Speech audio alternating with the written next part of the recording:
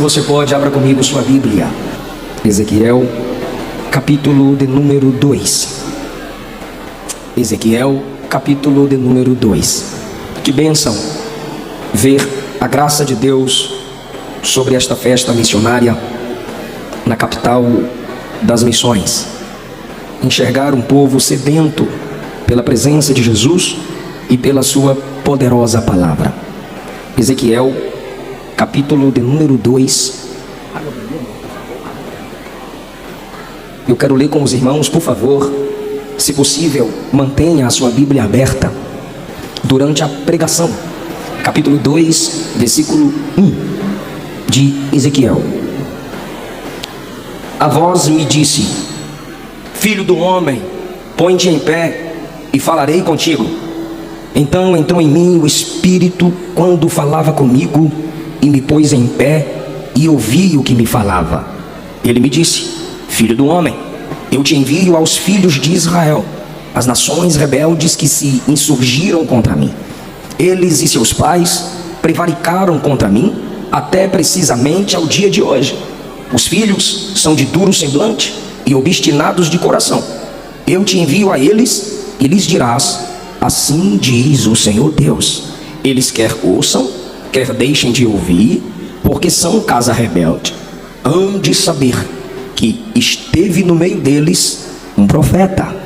Tu, ó filho do homem, não os temas, nem temas as suas palavras, ainda que sejam sarças e espinhos para contigo, e tu habites com escorpiões. Não temas as suas palavras, nem te assustes com o rosto deles. É tudo casa rebelde. Mas tu lhes dirás as minhas palavras, quer ouçam, quer deixem de ouvir, pois eles são rebeldes. Tu, filho do homem, ouve o que eu te digo: não te insurjas como a casa rebelde. Abre a boca, come o que eu te dou. Então eu vi que certa mão se estendia para mim, e nela se achava o rolo de um livro. Estendeu-o diante de mim, e estava escrito por dentro e por fora. Nele estavam escritas lamentações, suspiros e ais. Queridos, cada um de vocês, por favor, podem tomar o vosso assento. Pastor Zilmar, missionária Maria Inês, é um prazer revê-los. Servir a Deus mais uma vez ao lado de vocês é sempre inspirador.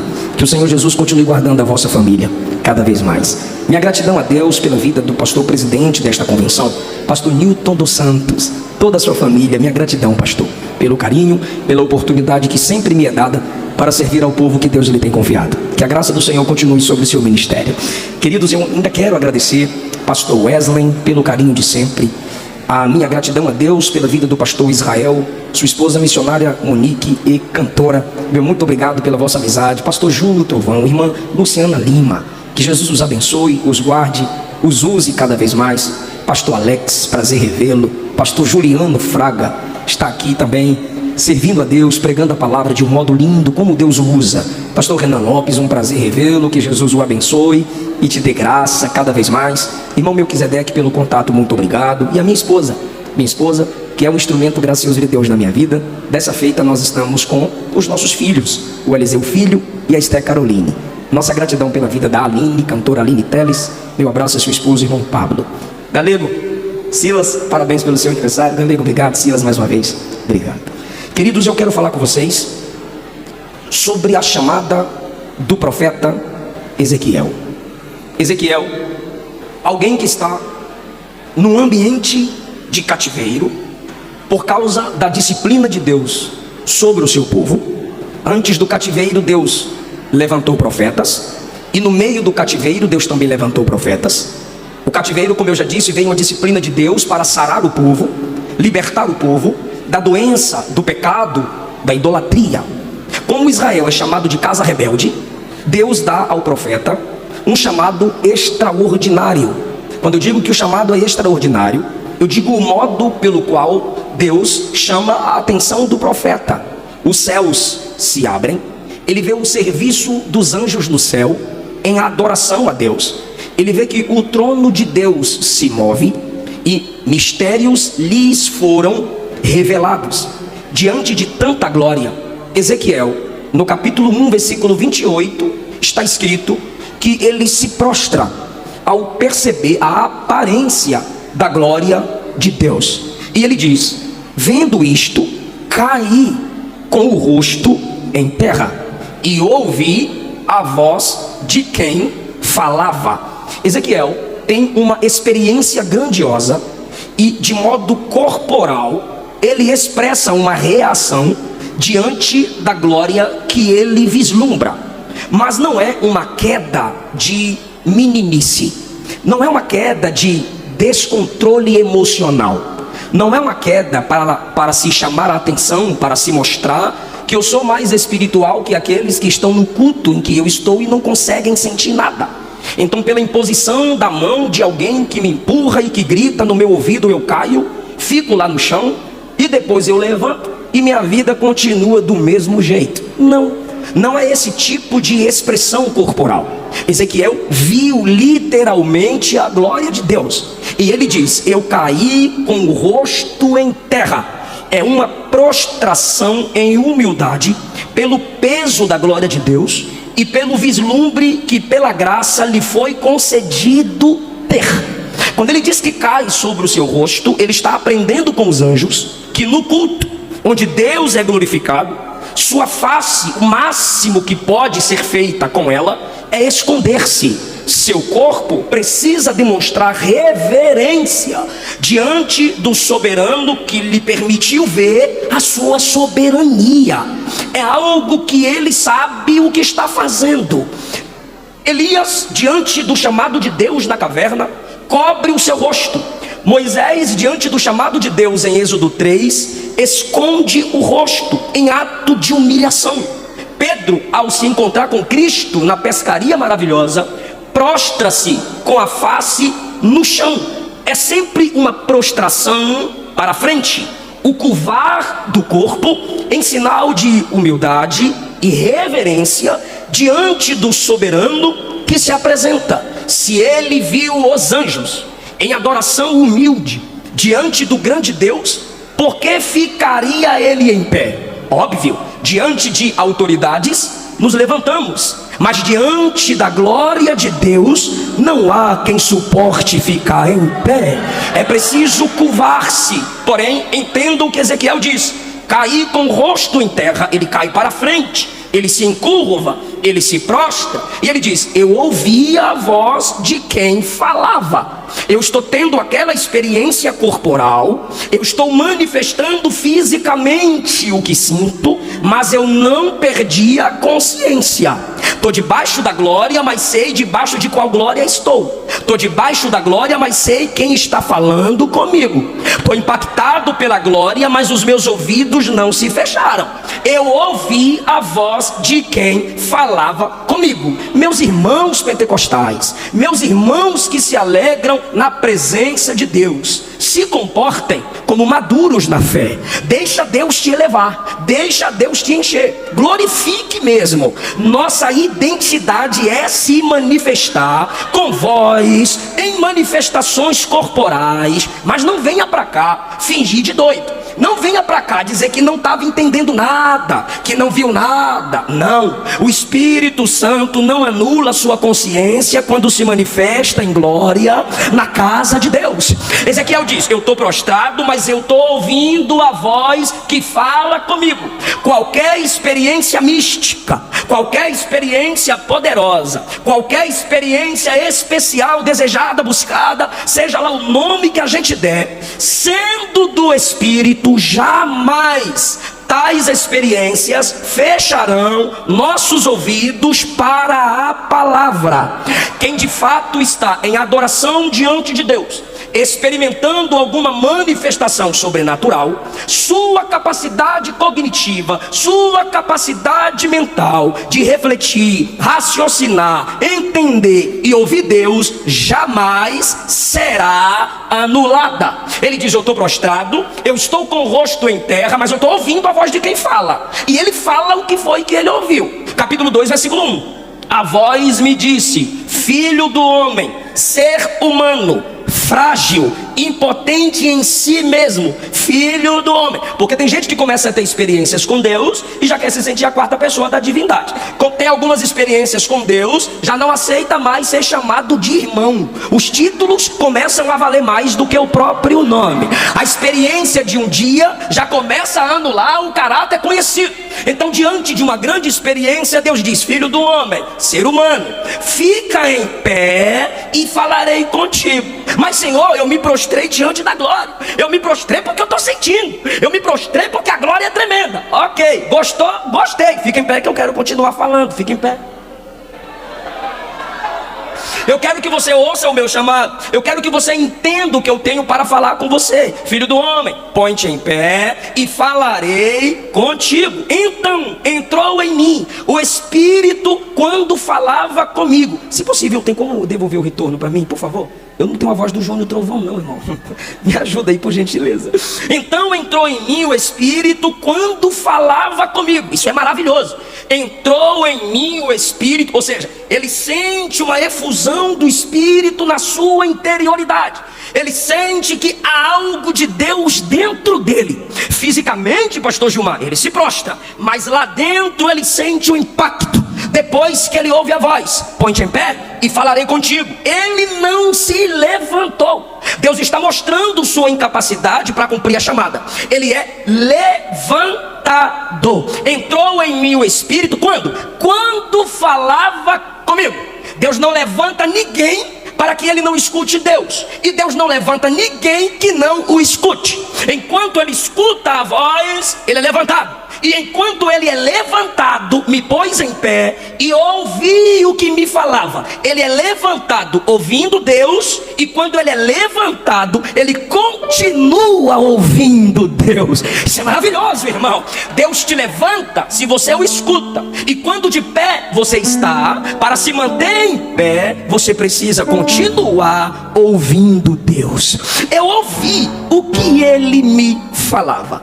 Tendo essa experiência e esse comportamento de Ezequiel, diante dessa experiência, vamos aos pontos que eu quero dividir com vocês sobre o chamado do mensageiro Ezequiel. E esses princípios é para a igreja. Eu não vou aqui ficar olhando para a tribuna como se eu estivesse pregando apenas a pregadores. Se eu olhar, é porque eles também fazem parte do culto, também são adoradores. Mas os princípios que eu vou entregar aqui são os princípios para a igreja. Por isso que eu lerei o texto e sempre trarei a interpretação a partir das palavras de Cristo e dos apóstolos, pois é assim que a palavra serve para a igreja. Então, eu não estou falando aqui a pastores, eu não estou falando aqui a pregadores, eu estou falando a igreja. E a igreja tem um chamado: ide por todo o mundo e pregai o evangelho. Ah, eu não prego porque eu não tenho dom. Mentira, você não prega porque é desobediente. Você não prega porque você é preguiçoso. Pregar não é questão de dom, é questão de obediência. A ordem foi: ide e pregai. Atos capítulo 1, Jesus disse: vocês vão receber poder ao descer sobre vós o meu Espírito, e ser-me-eis testemunhas, tanto em Jerusalém como na Judeia, Samaria e nos confins da terra. Vou repetir o versículo: ser-me-eis testemunhas, isso é para a igreja, tanto em Jerusalém como na Judeia, Samaria e até os confins da terra. Por que eu repeti o versículo? Porque às vezes nós olhamos esse versículo e colocamos ele numa escala de prioridade. Primeiro Jerusalém, depois Judeia, depois Samaria, depois confim da terra. Não foi isso que Jesus disse. Aí a gente coloca essa escala de prioridade e diz: eu não vou pregar lá porque eu ainda não preguei na minha Jerusalém. Está errado, não é isso que o versículo diz. Bora falar o versículo de novo? Ser-me-eis testemunhas tanto em Jerusalém, Judeia, Samaria e nos confins da terra. O que Jesus está fazendo não é estabelecendo escala de prioridade: primeiro, segundo, terceiro, quarto. Não, o que Jesus está falando é: enquanto prega em Jerusalém, é para pregar na Judeia, é para pregar ao mesmo tempo em Samaria, é para pregar ao mesmo tempo nos confins da terra. Não há esse negócio de priorizar. Depois que o Espírito foi enviado, a missão da igreja é: onde houver almas para serem evangelizadas, ali existe um campo missionário. Como respondeu John Wesley: a minha paróquia é o mundo. Todo servo de Deus é um mensageiro, toda serva de Deus é uma mensageira. Todo cristão, de novo, como disse o John Wesley, tem que estar preparado a pregar e a morrer, sabendo que eu estarei pregando a igreja. Primeiro lugar, mensageiros de Deus devem primeiramente ser impactados pela glória de Deus. Ezequiel não anuncia a mensagem à casa rebelde enquanto não foi impactado pela glória de Deus. Se eu for usar exemplos do Antigo Testamento, vocês sabem que são muitos. Deus se manifesta em glória, a pessoa é humilhada por essa glória, depois ela sai a anunciar a mensagem ou cumprir a sua vocação. Por quê, pastor?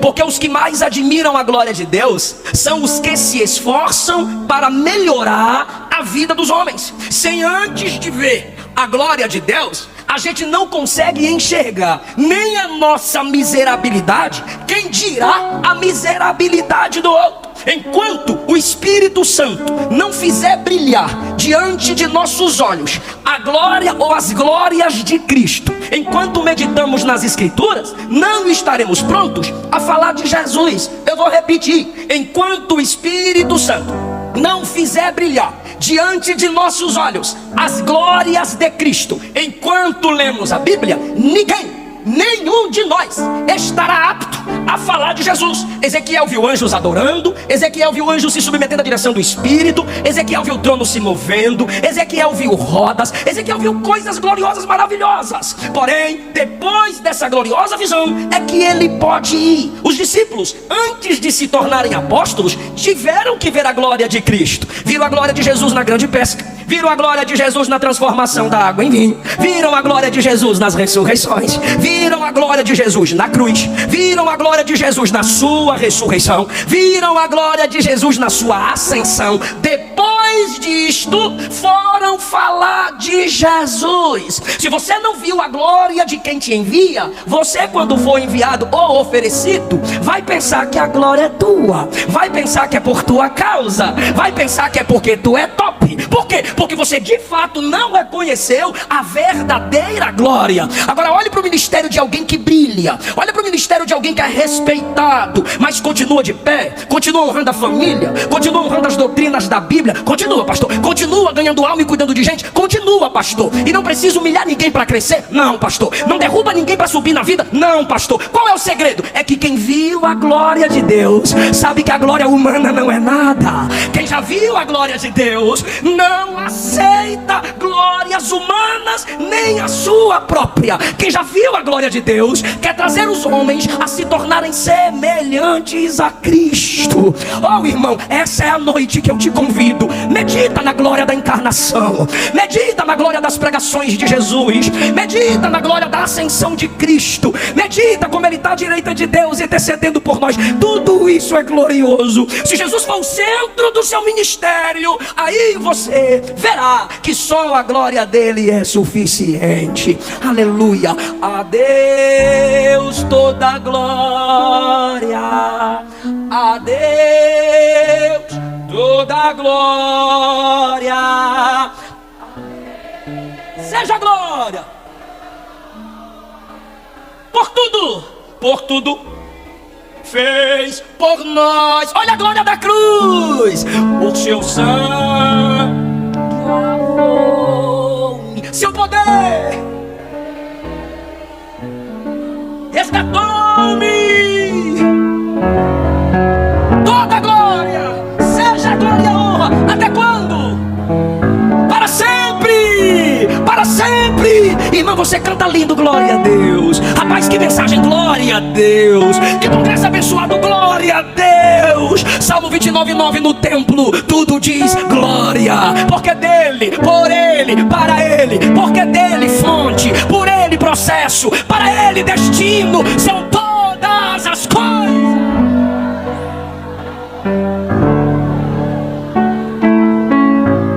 Quem quer servir como mensageiro de Deus deve reconhecer que o chamado vem somente de Deus. Não é a necessidade do campo. Tá faltando pregador, vou meter as caras. Não inventa não. Só porque tem dom de oratória. Eu estudei, eu me formei e eu sou top na oratória. Ou qualquer qualificação externa. Isso não autoriza alguém a entrar no serviço divino. Não é Ezequiel que diz: eu tenho experiência sacerdotal, eu tenho experiência profética. Escuta quem está no cativeiro, porque agora eu vou falar que eu tenho sangue azul. Não. Eu estava lá à beira do rio Quebar. De repente o céu se abriu. De repente eu vi visões de Deus. Filho do homem, põe-te em pé. Eu quero falar com você. Filho do homem, agora vai pregar. Pregar para quem? Para casa rebelde. Filho do homem, vai pregar. Talvez eles não te escutem, mas você vai falar a si mesmo. É Deus quem chama, é Deus quem escolhe, é Deus quem define a tarefa, é Deus quem determina o campo do serviço,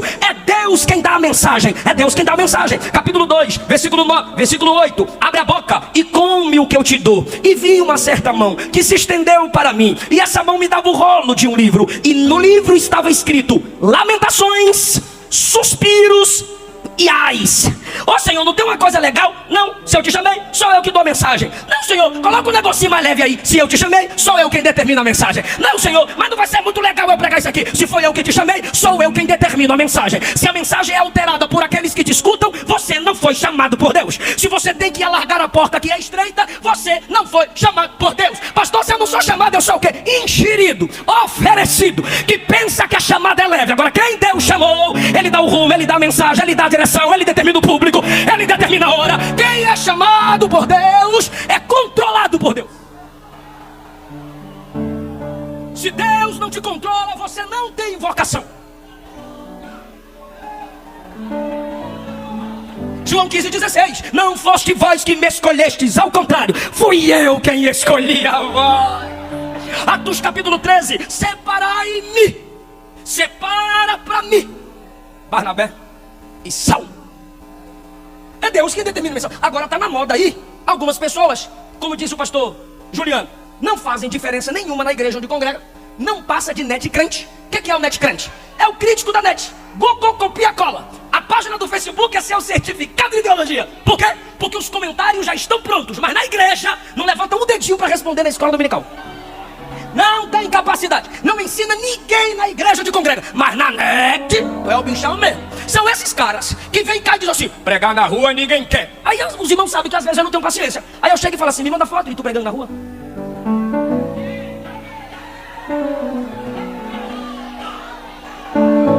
Ah, é que vocês só querem pregar no templo. Vocês só querem pregar na igreja. E vocês. Queridão, quando ele chama, ele determina o que falar, onde falar, para quem falar. Eu não estou falando da missão integral da igreja, a missão total da igreja, a visão social da igreja. Existem pessoas que Deus os chamou para o ministério de mestre. E se tu foi chamado para pregar na rua, pregue na rua. E quem foi chamado para pastorear, vai pastorear a igreja. O Cristo que pregava na praia e na rua também pregava na sinagoga. Porque quem aceita a mensagem na rua tem que aprender a se desenvolver na sinagoga. Quem prega na rua aprendeu aonde? Na igreja. Quem aprende na igreja, pratica em casa, prega na rua. Aquele que você evangeliza na rua, ele tem que ser trazido à igreja para aprender com o seu pastor, para aprender com o teólogo que tu critica, porque ele sabe o que tu não sabe. Então entenda o que eu vou lhe dizer. O evangelista prepara a terra, o pastor lança a semente, o mestre rega, o profeta vigia, e o ministério apostólico envia aquele que o pregador de rua ganhou. Lembra quando Paulo disse: eu plantei,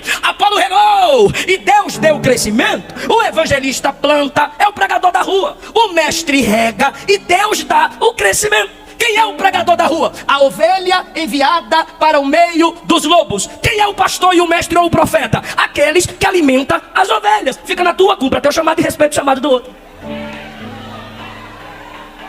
Fica tranquilo que eu não peço para dar glória a Deus não. Terceiro lugar, quem serve como mensageiro de Deus será por Deus capacitado. Filho do homem, põe-te em pé. Eu até queria, mas eu não consigo não. Tu acabou de ter uma experiência gloriosa. Fica em pé. Não dou conta não. É agora que eu te levanto. Não entendi, pastor. Cada vez que você for fazer alguma coisa para Deus, e isso que você está fazendo para Deus, você pode fazer pela sua própria força? Então pare de fazer pensando que você está fazendo para Deus, porque o que você faz para Deus não depende de sua força, tem que depender da força de Deus. Deus nunca vai te mandar fazer nada para Ele que você possa fazer pela sua própria força. Entrou em mim o Espírito e me levantou. Então, querido, o chamado de Deus para o serviço na igreja, para a pregação do Evangelho, não é feito com base no dom que você já tem. Deus não me chamou para pregar porque eu já tinha o dom de pregar. Deus não me chamou a escrever porque eu já tinha a capacidade da escrita. Deus não me chamou a estudar teologia porque eu já sabia teologar. É o contrário, os dons me são dados com base na tarefa que Ele já me deu. Deus nunca te dará uma ordem se Ele não te capacita para obedecê-la.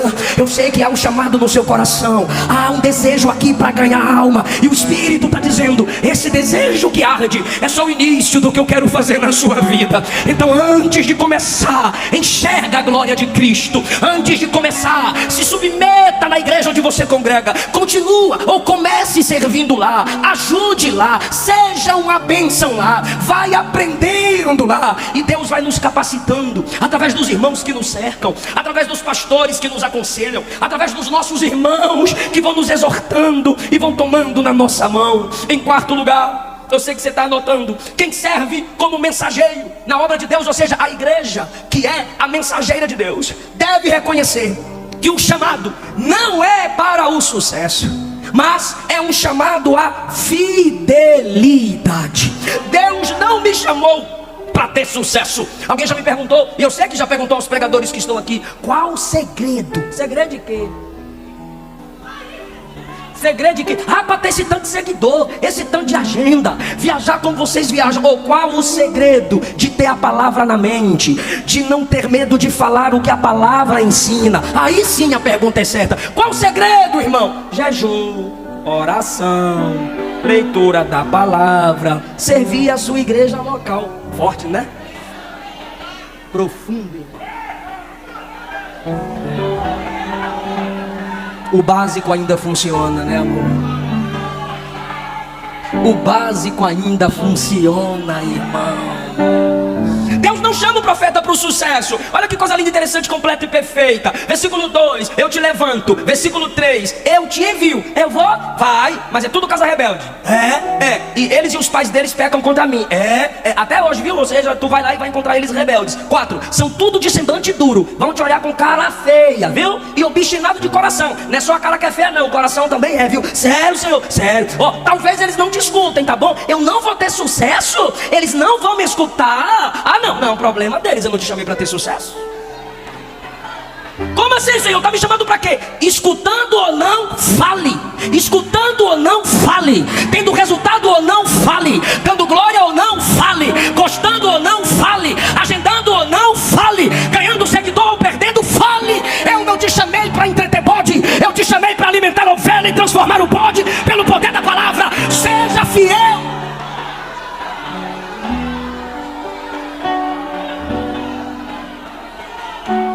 Eu sinto a presença de Jesus nessa palavra. O Espírito está dizendo: não importa o que dizem, não importa os bloqueios, não importa o que fecham. Se a palavra está aberta, se a porta do quarto é fechada para orar, fica com Deus, fica com Deus, seja fiel a Deus. Jeremias pregou 40 anos e foi todo mundo para o cativeiro, mas ele morreu fiel. Moisés cuidou daquele povo o tempo todo e não entrou na terra, mas morreu fiel. Paulo plantou igreja, cuidou de gente, foi açoitado, e qual foi o sucesso dele? Combati o bom combate, terminei a carreira, mas a fé não terminou, a fé eu guardei. Estevão, o que é sucesso, Estevão? Eis que vejo os céus abertos e o Filho do Homem de pé à direita de Deus para me receber. João, o que é sucesso no seu ministério, João? Eu vi seu rosto brilhando como o sol, vestes brancas e compridas até os pés, cabelos brancos como a lã, e ele me disse: estive morto, mas eis que estou vivo para os séculos dos séculos. Isaías, você vai ser cerrado ao meio. O que é sucesso, Isaías? No ano em que morreu o rei Uzias, eu vi o Senhor assentado sobre um alto e sublime trono. A sua glória enchia o templo, serafins voavam ao redor dele, cada um dizia um para o outro: Santo, Santo, Santo é o Senhor dos exércitos. Isso é sucesso ministerial. Saber quem é Deus, saber quem te chamou.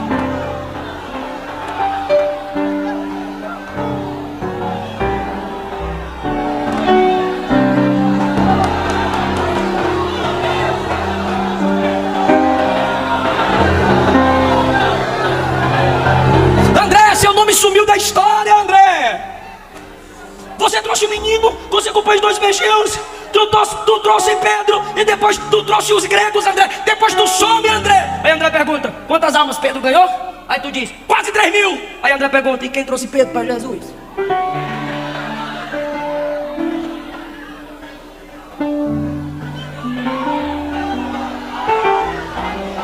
Talvez ele te faça pregar para uma pessoa por mês. Talvez ele te faça cuidar de 10, 15 pessoas na congregação. O que é isso, pastor? Está sendo fiel? Está pregando o que a Bíblia diz? Está valorizando as 4 bases sobre as quais as escrituras estão construídas? Criação, queda, redenção e consumação. Então, pastor, prega que Jesus salva, cura, batiza com o Espírito Santo e breve vem. Prega, pastor. Muito bem, servo bom e fiel. Pastor, evangeliza e ninguém aceita Jesus. Vou pregar mesmo. Vou pregar mesmo porque evangeliza e ninguém vem para Jesus. Evangelizar não é ganhar alma. Evangelizar é evangelizar. Você chega para a pessoa e fala de Jesus. Planta a semente. E depois, pastor, dá tchau. Deixa eu passar. Foi por isso que Jesus disse em João capítulo 4: verdadeiro é o ditado, um planta, outro colhe. E eu estou enviando vocês a colher onde outros plantaram. Então tem gente que aceitou Jesus na pregação do pastor João Trovão, mas quem evangelizou? Ninguém sabe. Tem gente que se entregou a Cristo numa pregação minha, mas quem evangelizou aquela pessoa? Ninguém sabe. O céu viu, Jesus viu. Foi a avó, foi o vovô, foi o tio, foi a amiga, foi o amigo. Seja fiel, apenas abra a palavra e ele se responsabiliza com os resultados. Ezequiel, tu vais pregar, mas você vai pregar para casa rebelde. Eu gostaria só nesse momento que tu repetisse após mim e diga: casa rebelde. Pastor, e quem é essa casa rebelde? Versículo 5. São casa rebelde. Versículo 4. São de duro semblante, obstinados de coração. Versículo 3. Filho do homem, eu te envio aos filhos de Israel. A casa rebelde não são os ímpios. A casa rebelde são os filhos de Israel, que se levantaram contra mim. Eles e seus pais prevaricaram contra mim. Tá o pai, tá o filho. Pais que não temem a Deus. Pais que só saem do culto falando mal do culto. Pais que durante a janta pastor e janta culto com muita raiva e com muita mágoa. E os filhos tudo observando. Os meninos chegam 12, 13 anos, tem ódio de crente, tem ódio de igreja, tem ódio de pastor. E aí você quer fazer campanha: Jesus, liberta meus filhos. Mas foi você lá atrás que por causa de suas mágoas, suas imaturidades, sai gerando escândalo no coração daqueles a quem Deus lhe confiou para discipular para o reino. Pais aqui também podem ser mentores, porque está na moda agora o cabra, porque tem um número expressivo de seguidores, ele se apresenta como mentor. Nunca construiu nada e quer ficar te dando conselho construtivo. Nunca plantou uma igreja, nunca deu aula numa sala de teologia, nunca sentou numa sala expressiva de teologia, mas quer ser mestre. Casa rebelde. São pais rebeldes, teólogos liberais, gerando teólogozinhos liberais, pregadores que não pregam Cristo, pregadores que não pregam Cristo, pregadorzinhos que pregam sermõezinhos, gerando crentezinhos. Não meditam as escrituras, não se aprofundam na verdade cristocêntrica do evangelho. E assim, meus irmãos, eles são mestres que vão gerando seus discípulos, falsos profetas que geram outros falsos profetas. Olha o que é que Deus diz: eles são casa rebelde, família. Eles são pais e filhos, são mentores e mentoriados, são líderes e liderados. Jesus disse que os fariseus atravessavam mares para gerar filhos do inferno 2 vezes. Sabe o que é filho do inferno 2 vezes? Gente gerada por falsos ministros que serão condenados 2 vezes mais do que seus próprios líderes. Se você faz parte de uma igreja de um falso pastor, você é tão falsa ovelha quanto ele. Se você faz parte desse evangelho falso e coach, você também é filho rebelde. Mas é uma casa, é uma família, é uma gangue, é uma quadrilha que se autoprotegem, que se autodefende. São viciados na cobiça, defendendo seus traficantes que são falsos pregadores. Mas Deus está levantando Ezequiel, que abre a palavra da verdade para expor a verdadeira escritura e dizer: façamos filhos para Deus, discípulos para Cristo.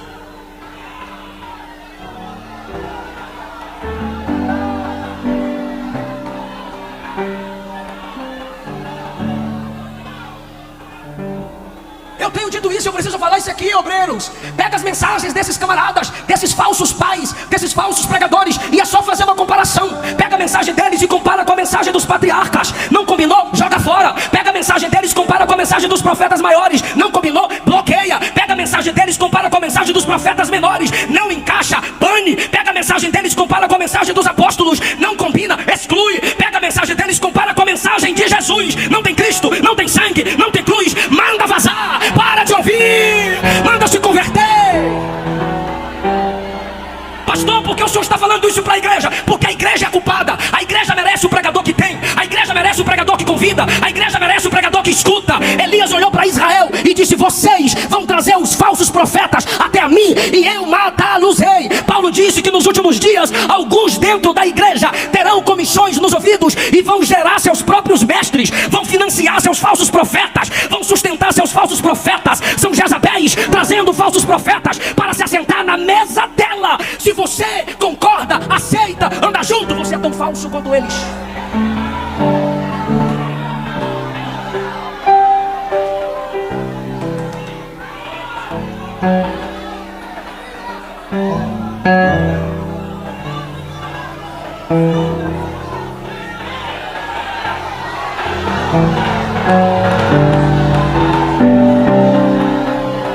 Está preparado para dar glória a Deus? Versículo 5: eles que ouçam, que deixam de ouvir, porque são casa rebelde. Mas um dia eles vão saber que teve no meio deles um profeta. Um dia a filha rebelde vai dizer: bem que a minha mãe me avisou. Um dia o filho desviado vai dizer: bem que meu pai me avisou. Um dia os crentes rebeldes vão dizer: bem que aquele pregador avisou. Pode não escutar, mas lá na frente vão ter que dizer: o homem de Deus passou na minha vida, o homem de Deus me aconselhou. O que é a casa rebelde? Versículo 6: não temas as suas palavras, porque o rebelde fala. O rebelde tem a síndrome da serpente no Éden. Fala daquilo que não foi chamado para falar. Porque Deus não deu a palavra para Eva, Deus deu para Adão. Adão que transferiu a Eva. Originalmente Deus deu a Adão, é só ler Gênesis 2. Deus não deu a palavra para a serpente, Deus deu a Adão. E quem é que fala em Gênesis 3? Eva e a serpente. E Adão que tem a palavra, calado. Se quem tem o chamado não fala, a casa rebelde vai falar. Não temas as palavras deles. Vai falar de lá para cá, vai escutar daqui para lá. Ainda que sejam sarças e espinhos. Casa rebelde, que não suporta ouvir a palavra da Bíblia aberta. O que é esse tipo de gente, pastor? Sarça e espinho. Sabe para que serve sarça e espinho? Primeiro, símbolo de maldição. Segundo, só serve para o fogo. Sabe o que é isso? Você vai para o inferno. Não temas as suas palavras, não te assuste com o rosto deles, porque são casa rebelde. Eu preguei no dia do evangélico, Aparecida de Goiânia, e eu preguei sobre o inferno. Mas o último versículo de Apocalipse 22 diz assim: a graça do Senhor Jesus seja com todos vós. Eu terminei na graça. Quando eu acabei de pregar, um camarada olhou para mim, enquanto eu descia as escadas com minha esposa, ele olhou para mim e disse assim: tá aqui o cabra que joga todo mundo no inferno. Eu olhei para ele e falei: tu vai ser o primeiro que vai cair de cabeça. Por quê? É casa rebelde. Se não, irmão, eu não estou falando de rótulo, eu estou falando de palavra. Se não tem prazer na palavra de Deus, é casa rebelde. E eu encerro agora. Por que casa rebelde? Qual é o pecado de Israel no livro do profeta Ezequiel?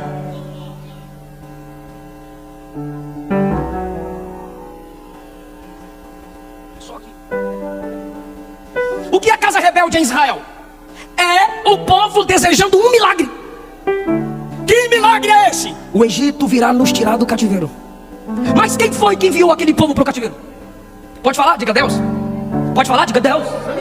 De novo, o povo debaixo do ministério de Ezequiel está dizendo assim: ó, eu creio no milagre. Sabe qual é o milagre? O Egito virá nos livrar. Eles queriam milagre.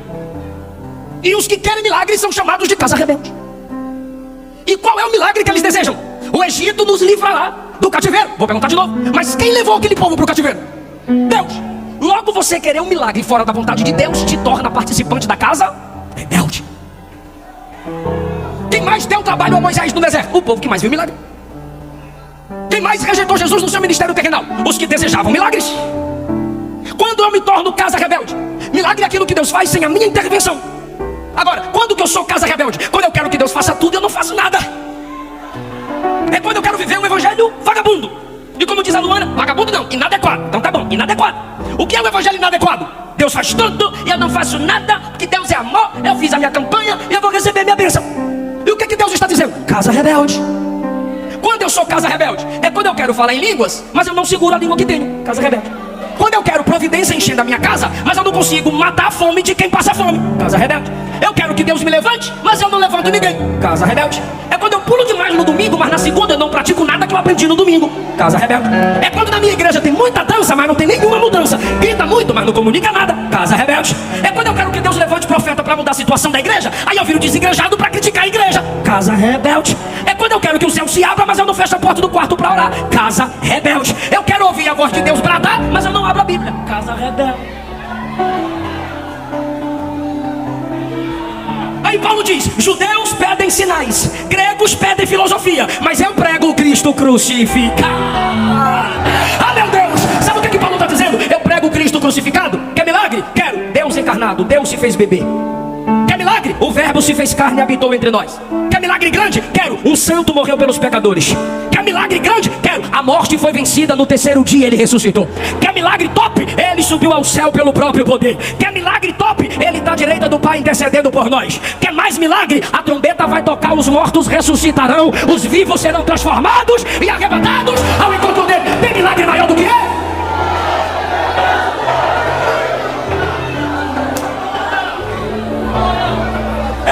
Faz milagre, mas eu não preciso depender dos seus milagres para continuar crendo nele.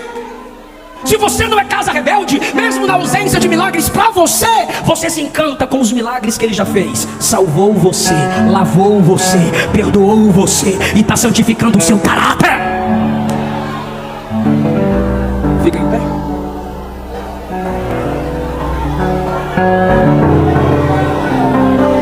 Eu não estou pregando a casa rebeldes, creio eu estou pregando a mensageiros de Deus. Mas se tiver casa rebelde, Jesus te converte hoje e te transforma em mensageiro do rei.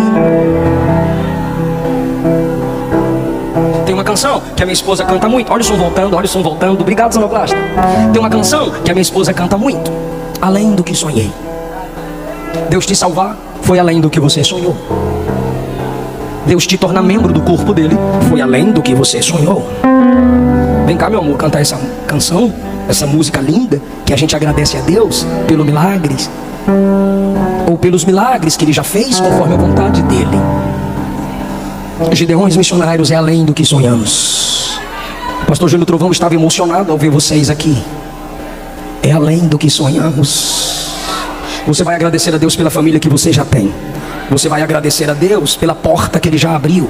Você vai agradecer a Deus pelas mensagens que você já escutou. Pode soltar o playback? Luana Rodrigues, que eu enviei, além do que sonhei. E a igreja vai cantar a Jesus também. Aleluia, aleluia.